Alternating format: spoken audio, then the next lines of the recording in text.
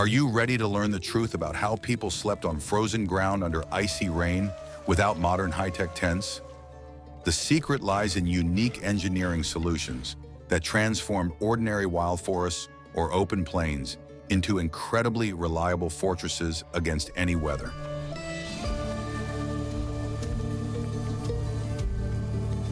The indigenous peoples of the endless plains and dense eastern forests relied on a deep understanding of the strict laws of nature and the physical properties of available materials. They built a whole monumental system of strict rules that allowed them to stay completely dry and comfortably warm, even in the strongest and most prolonged storms. Watch the video to the end, and you will learn how ordinary tree bark in the correct geodetic slope of the land saved entire tribes from the piercing dampness and bitter cold. I will reveal the most closely guarded secret of the correct location of an ancient camp. Experienced Indians from the Lakota and Cheyenne tribes never placed their portable dwellings in dangerous lowlands or on perfectly flat grassy areas of the vast prairie. They always purposefully sought out small hills with a natural slope for quick and effective drainage of heavy rainwater. This vital slope had to be only a few degrees so that the runoff water would drain as slowly as possible and not wash away the loose soil underfoot. This ingenious topographical trick ensured that the ground under the sleeping area would remain completely dry even during hours of stormy downpours. To accurately determine the right spot, they carefully studied the color and texture of the topsoil in the selected area. Darker and wetter soil always indicated hidden moisture accumulation and possible paths for rapid rainwater runoff during a thunderstorm. Light and dry areas with dense, firm soil became the ideal platform for safely setting up a comfortable place to sleep. They also paid close attention to the powerful root systems of large old trees, avoiding dangerous depressions between intertwined roots. In such natural basins, water could easily accumulate and slowly seep directly under the shelter throughout the long, cold night. The peoples of the dense eastern forests, such as the resourceful Iroquois, took into account not only the slope of the terrain, but also the overall density of the upper canopy. They always sought out sheltered areas under old, mighty conifers with the densest and most incredibly spreading heavy branches. These wide branches acted as a powerful natural umbrella, breaking heavy leaden raindrops into light and completely harmless fine water dust. The fine water mist no longer had destructive kinetic energy and could not pierce the bark or stretch skins of the lower shelter. Thus, the ancient forest itself carefully took the first and strongest crushing blow of the raging elements. To create an ideal and dry bed, they sometimes artificially and very cleverly modified the selected area of forest or steppe-land. A special shallow trench was always dug around the future durable shelter to quickly drain any excess surface moisture. This protective trench neatly encircled the entire dwelling and directed rainwater flowing from the sloping roof far down the slope. The earth from the dug trench was skillfully used to create a small protective embankment around the entire perimeter of the leather or wooden walls. This earthen embankment reliably blocked any cold drafts and small dirty streams flowing across the ground during a storm. Particular and very close attention was paid to the distance of the future camp from full-flowing wide rivers and large deep lakes. Setting up a shelter directly on the sandy shore was a huge and unforgivable mistake due to the thick morning fog and incredibly high humidity. The heavy river dampness imperceptibly penetrated any thick clothing and made nighttime rest unbearably cold and exhausting. The ideal and safe distance was always a few hundred measured steps steeply up the slope from the dangerous shoreline. There, the forest air was much drier, and the fresh wind quickly drove away all the damp and cold vapors of the huge body of water. In the northeast of the vast continent, forest tribes often use dry natural elevations of very dense old moss. This specific forest moss acted as a huge natural sponge, but its top layer often remained remarkably dry and warm. Hunters carefully cut away the damp lower sections, leaving only the hardest and driest base for their comfortable night's sleep. This natural base springy pleasantly under the heavy weight of a person and created an additional powerful insulating layer from the frozen cold ground. With the right approach, this magnificent platform completely prevented moisture from seeping in from below during long rainy days. The complex geometry of the camp always obeyed the strict and immutable laws of invisible aerodynamics and hydrodynamics. Each individual shelter became an important part of the overall global system of effective water drainage from the entire large settlement. Rainwater flowed smoothly and safely from one dwelling to another, without forming standing puddles or impassable muddy areas.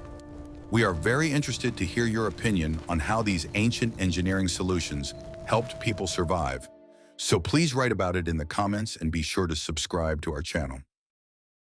What I am about to show you is banned in 12 countries, but it is this forgotten knowledge that has saved people from freezing to death on the cold ground for centuries.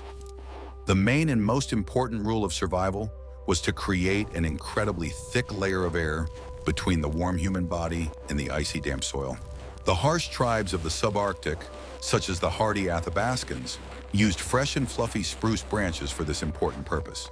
The green branches were laid in a special and very complex way, in thick overlapping layers, strongly resembling classic wooden roof tiles. The total thickness of such protective forest bedding could easily reach several tens of centimeters, providing simply perfect thermal insulation from the frost. The correct and careful laying of coniferous branches required deep knowledge and incredibly strict adherence to the ancient technology of bed construction. First, the thickest, longest, and stiffest branches were always laid on the bare ground, creating an incredibly strong and reliable lower frame. They carefully formed a resilient and rigid base that did not bend under the enormous weight of a tired human body. Then came thick layers of much thinner and more flexible fir branches, directed by their natural bend strictly upwards for maximum springiness. The top layer consisted of the softest, fluffiest, and most delicate coniferous paws, providing incredible comfort and preserving precious additional warmth. In the most incredibly harsh weather conditions, this warm bedding was competently supplemented with strongly heated flat stones from the central fire. Medium and small stones were heated to a fairly moderate and safe temperature and buried very deeply in the ground directly under the sleeping area. They slowly released their stored heat throughout the long, cold, and incredibly rainy night. Completely dry, fine soil was poured over these stones and covered with a standard layer of coniferous branches or dry prairie grass. This unique ancient system of underground floor heating transformed the icy and damp shelter into a real, very warm, cozy room. It was very important to always make sure that the plant bedding did not extend beyond the boundaries of the shelter. If green branches or dry grass protruded even slightly, they began to act as a powerful wick, drawing rainwater directly inside. Cold water seeped incredibly slowly along the long stems, and by early morning the whole warm bed was soaked through and icy cold.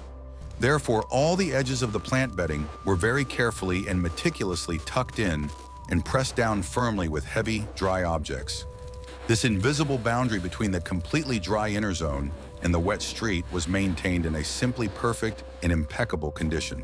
Every gloomy morning, this complex bedding was very carefully and meticulously checked for the slightest accumulation of moisture or nighttime condensation. If the protective layer of vegetation became even slightly damp, it was immediately and ruthlessly taken outside for quick drying or complete replacement. Ignoring even slightly damp bedding inevitably and very quickly led to a huge loss of heat on the next cold night. Iron discipline in constantly maintaining absolute dryness in the sleeping area was the strictest and unquestionable law of successful forest survival. It was this incredibly meticulous and rigorous approach that allowed all indigenous peoples to live in complete harmony with the harshest climate for centuries. An absolutely dry bed was the most important and essential condition for maintaining good health and incredible strength on long, difficult journeys. But even the most incredibly warm bedding would be completely useless without proper and competent management of cold air flows inside the dwelling. In the next chapter, you will learn how the Indians made the wind work for them, drawing moisture out of their shelters, and how they coped with this terrible weather. What if everything you've been taught is outdated, and the real wonders of ancient engineering are forever lost in the distant past? The main and most frightening problem in cold, pouring rain was not the water outside, but the thick condensation inside the shelter itself. The hot breath of many people and the constant heat from their bodies created thick, moist vapor that instantly settled on the cold leather walls. If this moist vapor was not removed, after a few short hours, the shelter would begin to experience its own cold rain. The indigenous peoples understood this complex physics perfectly and created sophisticated invisible ventilation systems without a single metal mechanism. The dwellings of the nomadic tribes of the Great Plains always had a special adjustable opening at the highest point of their cone-shaped roofs. These ingenious smoke vents were incredibly easy to operate, using two long wooden poles located outside the entire structure. Depending strictly on the strength of the storm wind and the exact direction of the downpour, the valves opened or closed tightly at the perfect angle. They created a magnificent effect of a powerful chimney, quickly drawing all the damp and stale air straight into the gray, cloudy sky. The correct and delicate adjustment of these important valves required a wealth of life experience and constant, careful observation of the changing weather. Special and very close attention was always paid to the ventilation of small temporary shelters that hunters hastily constructed in the forest. In such tiny structures, made of green branches and dry leaves, it was always necessary to leave a small ventilation window on the leeward side. It served as an incredibly effective extractor for the damp, stagnant air that accumulated under the very low and dense ceiling of forest vegetation. Even in the tiniest and most cramped huts, this ironclad and indisputable principle of proper air circulation was always strictly observed. Ignoring this ancient rule inevitably led to all clothing becoming thoroughly soaked with cold sweat and icy condensation. Humidity inside any shelter was also very effectively controlled, using special natural absorbent materials of plant origin. In the darkest corners of the dwelling, large bundles of very dry moss or special types of absorbent wood shavings were often carefully laid out. These porous materials incredibly actively and quickly absorbed all excess moisture from the surrounding air, working like powerful ancient dehumidifiers.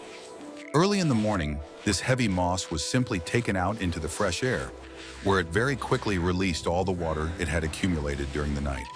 It was a simple and elegant solution to the complex problem of condensation, requiring no expenditure of precious energy. Sometimes, to significantly increase air draft, the basic physical principle of the temperature difference between the floor and the ceiling was skillfully used.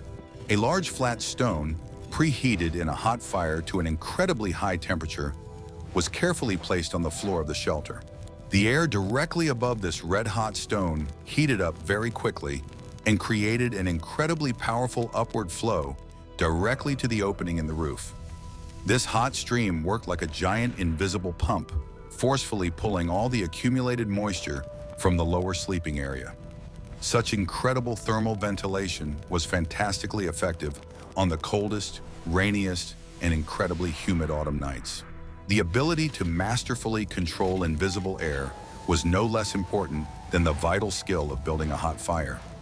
This invaluable knowledge was carefully passed down from generation to generation, constantly accumulating new useful details and ingenious technical improvements. Mastery of this ancient ventilation technology made life in the dark forest or open prairie incredibly comfortable and completely safe. Every tiny detail of their harsh existence was thought out to the absolute smallest detail and had its own very strict and important function. Please like this video if you are genuinely interested in this ancient engineering and unique forest architecture of survival. The secret, carefully passed down from generation to generation, lies in the absolutely correct and precise angle of inclination of any roof. A reliable shelter from heavy rain had to not only stop the flow of water, but also instantly drain it far down. A flat or too gently sloping roof inevitably and very quickly sagged under the enormous weight of accumulated precipitation and caused dangerous leaks. Therefore, all Native Americans always built their shelters with an incredibly steep slope, so that heavy raindrops would instantly roll off them like smooth glass. The water simply did not have time to find a suitable crack and insidiously seep into the dry and incredibly warm living space. In the dense eastern forests, the most basic and accessible material for creating a completely waterproof roof was the durable bark of large trees. The thick bark of huge elms, ash trees, or white birches was carefully removed in huge long strips during the short period of active spring sap flow. These wet sheets were carefully straightened, dried for a very long time under a heavy stone press, and used as durable roofing panels. They were carefully laid on a strong frame of long poles, reliably overlapping each other like the scales of a huge armored fish. Such thick bark could serve reliably for many years, providing maximum protection for all inhabitants from the most violent and prolonged downpours. The most important and well-thought-out detail of any reliable canopy was the protruding visor above the main entrance to the dry shelter. Heavy rain rarely falls strictly and perfectly vertically. It is almost always accompanied by very gusty and strong side winds. A massive and wide canopy made of bark or thick hide protruded far forward, reliably protecting the open entrance from slanting icy rain.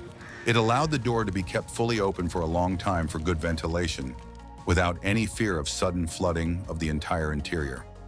All the water from this canopy flowed into a specially designated earthen channel, without falling on the soft sleeping places. If such a canopy was built close to a high rock or a large fallen tree, the gap between them was very carefully and tightly sealed. To perfectly seal these important joints, viscous clay mixed with dry grass or dense bundles of wet marsh moss were skillfully used. This natural sealant dried quickly and turned into an incredibly strong barrier against powerful streams of water rushing down the wet rock. Not even the smallest drop could insidiously seep into the cozy dwelling through the rear earthen wall of such a reliable natural shelter. The absolute reliability of these joints was always tested before the inevitable onset of the long and cold season of heavy rains.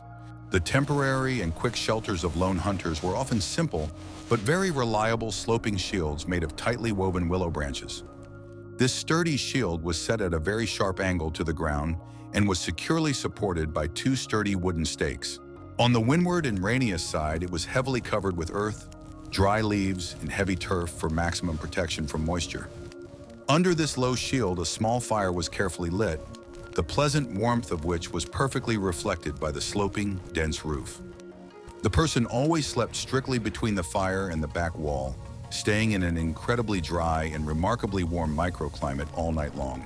The genius of all these diverse shelters lay in their incredible harmony with the harsh world around them and their use of simple physical laws. They were always built exclusively from what nature generously provided and left no harmful debris behind in the clean forest. Over centuries, each tribe adapted its unique architecture to its harsh climatic realities and readily available natural resources. But even under the most incredibly reliable roof, special protection for the body was required in conditions of constant and very high humidity. In the next chapter, you will learn how they coped with this terrible weather with the help of their amazing waterproof clothing. The clothing of the indigenous peoples of North America was a veritable impenetrable shield against all weather challenges and harsh natural adversities. The most important material was always leather, masterfully processed using a unique technology of complex tanning with natural animal brains. This lengthy process reliably destroyed all the tough fibers of the hide, making it incredibly soft and pleasant to the touch. After tanning, the leather was subjected to an incredibly long, cold smoking process over a thick fire of very green, damp branches. The acrid smoke penetrated deep into the microscopic pores of the material, making it completely water repellent and incredibly resistant to any decay in a humid environment. A distinctive and very striking feature of many Native American shirts and pants was the incredibly long leather fringe along all the main seams. For a long time, many modern researchers mistakenly considered it to be an exclusively decorative and beautiful element of the warrior's everyday clothing. In fact, this fringe played a vital role as an incredibly complex drainage system during the heaviest downpours. All the water that fell on the clothing instantly rolled down the seams and was directed straight to these thin, long strips of leather. From the tips of this fringe, heavy drops simply fell onto the wet ground without having time to soak into the main body of the person's clothing.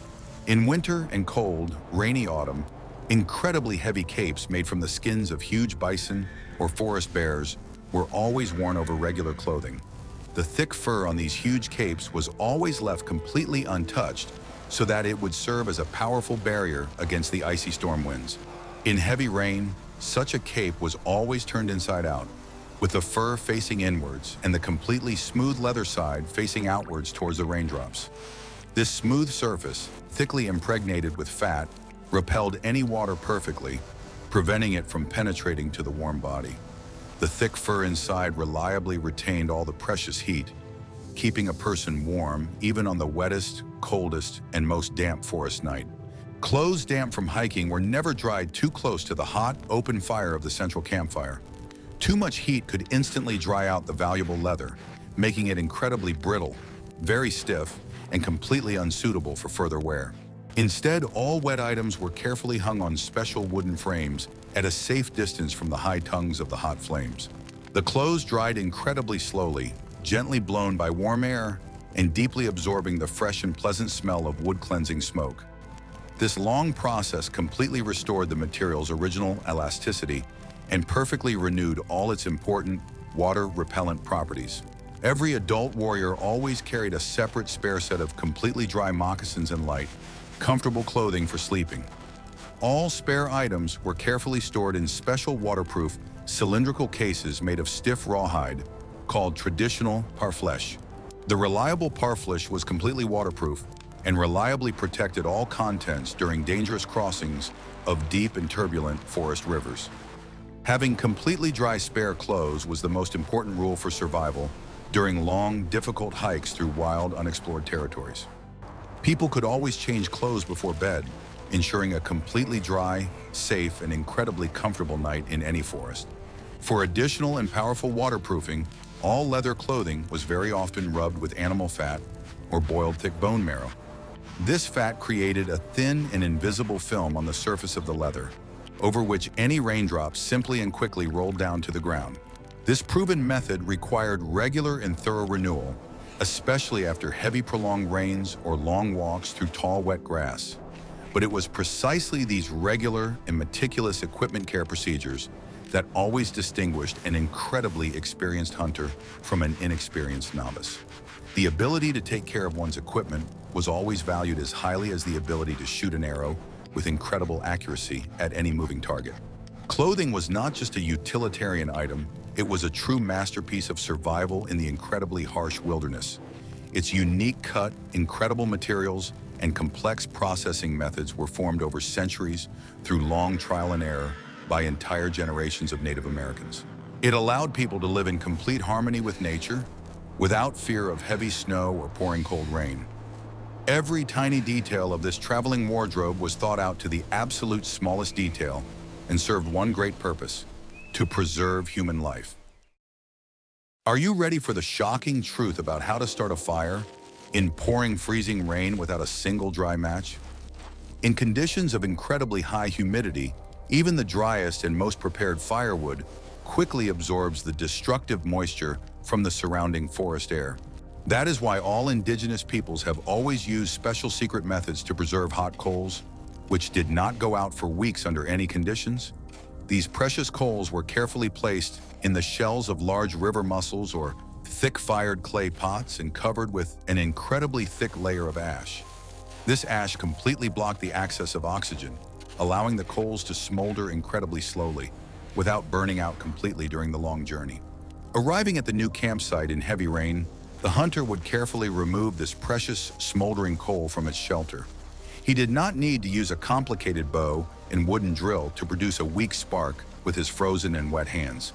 He simply and very carefully placed this hot coal in a bundle of completely dry plant tinder, which he always carried safely in his pocket.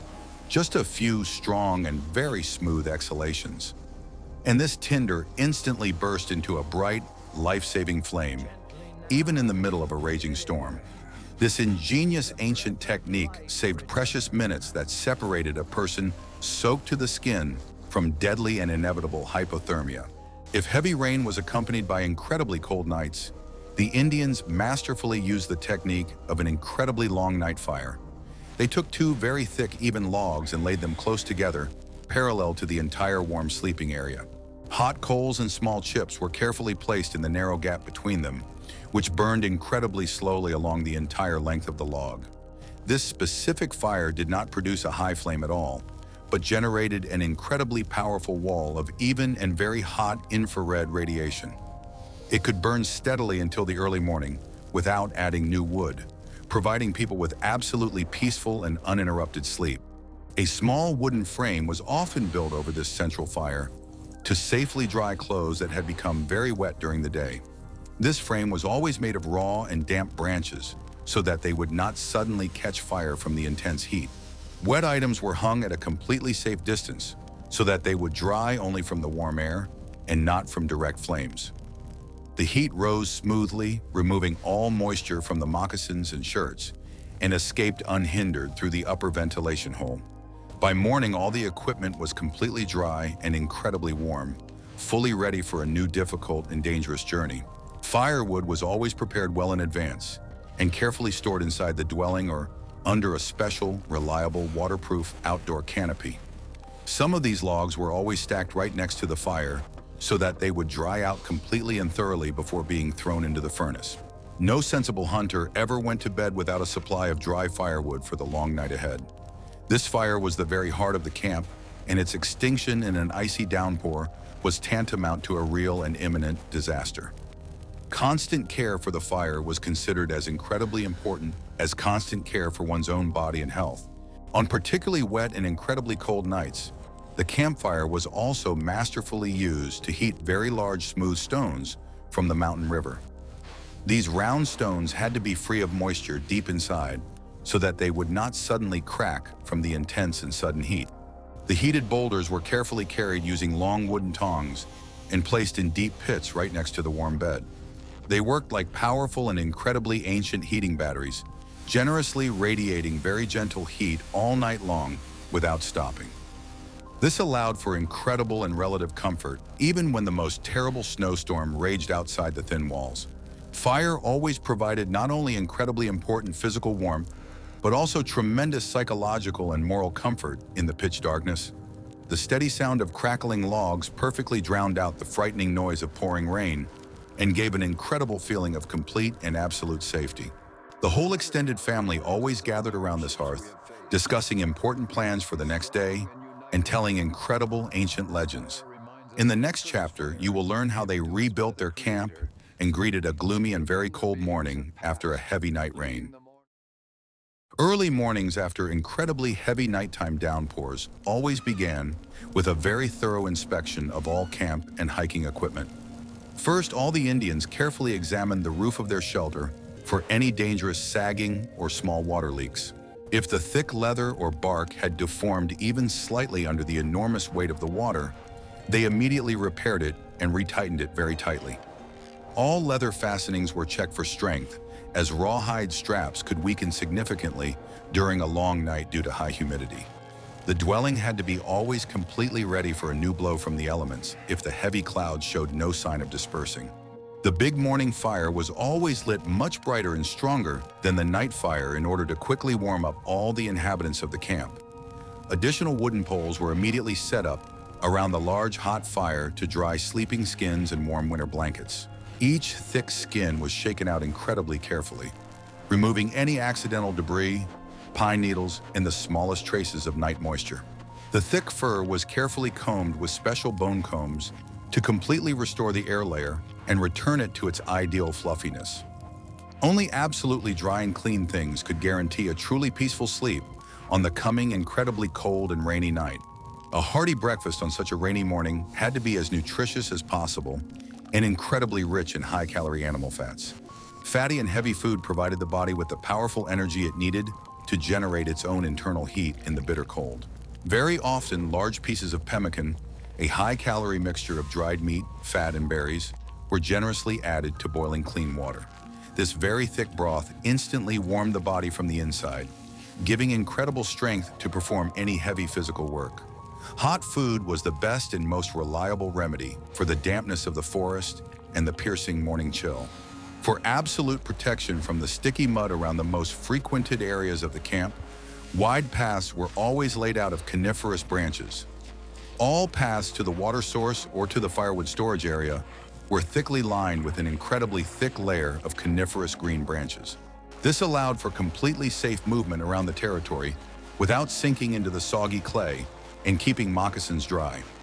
Any dirt on the shoes would inevitably end up right in the sleeping quarters, completely disrupting the fragile balance of cleanliness and dryness. Discipline and movement was strict. No one walked on wet mud unless it was absolutely necessary. In the morning, the surrounding area was always scouted for clear traces of wild animals after heavy night rain. The wet and soft ground perfectly preserved deep hoof prints, allowing experienced trackers to easily track down deer or bison. The rain washed away all the old smells, so trained dogs and hunters could determine the freshness of a trail with incredible accuracy. Any bad weather often forced animals to seek reliable shelter, and the Indians knew exactly where to find them off guard. The ability to masterfully read wet ground provided the tribe with abundant food even in the most inclement and unpredictable seasons. They lived in complete harmony with the rhythms of nature, not trying to conquer it, but incredibly skillfully adapting to its whims. This ancient knowledge was their most important treasure, which was carefully passed down from father to son through the centuries. The ability to stay completely dry began long before the first heavy drops of freezing rain fell to the ground. Indigenous peoples had a phenomenal ability to accurately predict changes in the weather based on a variety of subtle natural signs. They observed the shape of high clouds, the color of the evening sunset, and the direction of powerful high-altitude air currents with incredible attention. They could literally feel the sharp change in pressure before a storm, accurately noticing how the smoke from a fire behaved differently. Smoke creeping low along the ground was the surest sign of an approaching powerful cyclone and incredibly heavy rainfall. A deep understanding of weather signs allowed them to completely avoid situations where rain caught the group off guard in open terrain. Receiving such a warning from nature, the detachment immediately sought the most suitable place to set up a completely reliable camp. They always managed to put up frames, stretch heavy skins, and prepare firewood before the ground got wet from the first drops. A sudden downpour could be deadly if people did not have time to build a high-quality, waterproof shelter over their heads.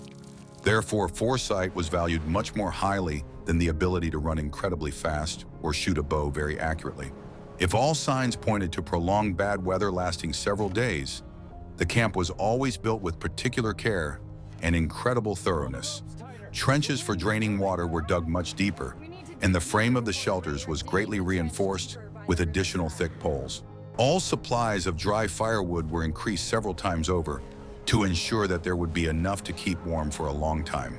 People prepared large supplies of pemmican and water so that they would not have to leave their homes in the pouring rain and freezing rain. This proactive strategy allowed them to survive any week-long storm in absolute warmth, satiety, and incredible safety. Incredible observation skills and the ability to deeply analyze the slightest changes in the environment were the main tools of ancient meteorologists. This invaluable knowledge was not recorded in books, but was carefully preserved in the memory of the people and passed down orally. Each new generation always added its own observations to this bottomless treasure trove of incredible wisdom. It was this deep connection with the world that made them the true masters of their incredibly harsh but beautiful land. A completely dry night's sleep would have been impossible if important tools for making fire had been damaged by rain. All Indians took maniacal care to ensure that their camping equipment remained completely intact in high humidity conditions. Each vital item had its own waterproof cover, skillfully made from incredibly thick rawhide. All the seams on these covers were thickly coated with a mixture of pine resin and melted animal fat. This leather armor provided maximum protection for sharp flints, dry tinder, and bone needles from the destructive effects of swamp moisture. The weapons required even more incredible care, as the life of the entire tribe depended on their full serviceability. The wooden shafts of the bows were always regularly rubbed with bear fat so that water could not penetrate the pores of the wood. If the wood absorbed even a little moisture, the bow instantly lost its elasticity and could break at the most crucial moment of the shot. Bow cases were often made from the skin of a large predator with a thick fur on the outside, which allowed water to roll off quickly and easily. Inside, the case always remained completely dry, preserving the perfect geometry and combat qualities of this formidable weapon. Clothes that were not being worn at the time also required incredibly careful packing before venturing out into heavy rain. Soft deerskin shirts and all spare moccasins were tightly rolled up, squeezing out all excess air. These tight rolls were then placed in large leather trunks, which were securely fastened to sleds or carried on the back. The trunks were positioned so that any water would flow off them freely without getting caught in the folds of the leather. During a rest stop, a person could always get a completely dry item that retained incredible warmth and its original softness. The tools for building a life-saving fire were the most guarded and important treasure of any Indian warrior or hunter.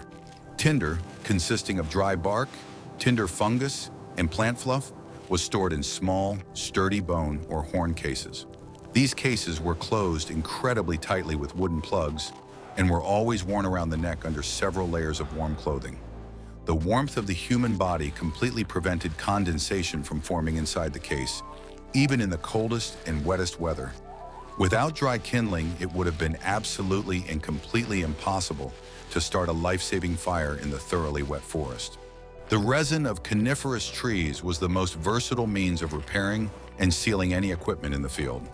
The Indians carefully collected the resin, heated it over a fire, and mixed it with incredibly finely ground charcoal. The result was an incredibly strong and reliable waterproof mastic, which was used to seal any holes in leather tires or shoes. This glue hardened completely, did not crack in the cold, and did not melt under the hot sun. A supply of this hard resin was always kept in the travel bag of every experienced survivalist. Bone needles and tendon threads necessary for repairing clothing were stored with no less care. Tendons are very sensitive to moisture. At the slightest dampness, they stick together and completely lose their incredible tensile strength. They were kept in very small pouches made of fish skin, which is one of the best natural waterproofing materials. Fish skin completely repelled moisture, keeping the threads absolutely dry, incredibly flexible, and ready for use. This repair kit was essential for maintaining the perfect waterproofing of clothing during long journeys. The attitude towards all things in the culture of indigenous peoples was radically different from the modern carefree consumerist approach. Each item was created with enormous effort and hard work, and was designed for many years of flawless service in harsh conditions. Equipment was always perceived as an incredible extension of the person themselves, as a tool for their harmonious interaction with the surrounding world. The loss or damage of any tool due to negligence could easily cost a life far from one's native settlement. True survival in freezing rain required not only the right equipment, but also incredible strength of spirit. Native American warriors trained their willpower from early childhood, accustoming their bodies to be completely unresponsive to cold and dampness. They would sit for hours in icy water or stand in the biting winter wind, wearing only a light leather loincloth. These incredibly harsh trials tempered their nervous systems, allowing them to always maintain absolute clarity of mind in critical situations. A person who conquered their own fear of bad weather became practically and absolutely invulnerable to any vagaries of nature. The support of all comrades in harsh weather conditions played a huge role in the survival of small hunting parties. If one person was freezing or losing strength, the others immediately gave him their completely dry clothes or a place by the fire. Mutual assistance was not just a moral duty, but an incredibly strict law that guaranteed the return of the entire group home.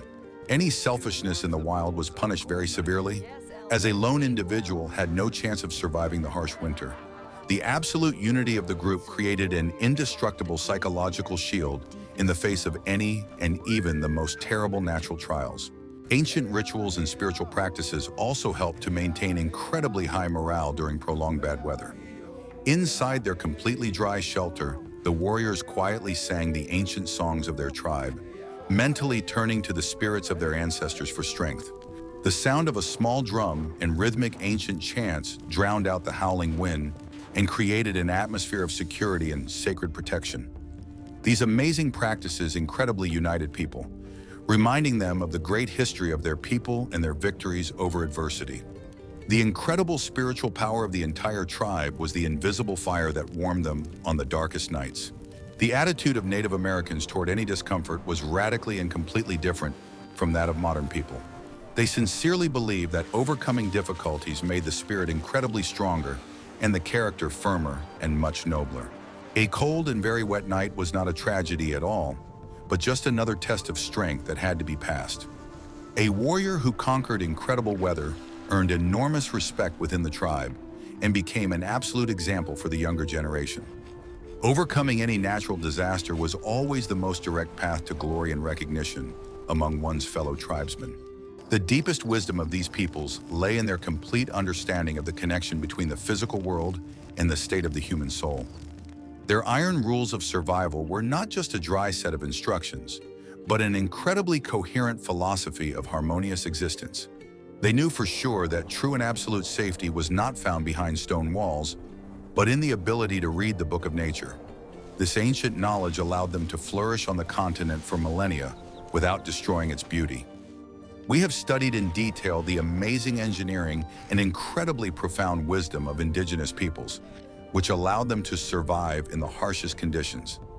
Their unique methods of building completely dry camps and their philosophy of harmony with nature still amaze us with their impeccable logic.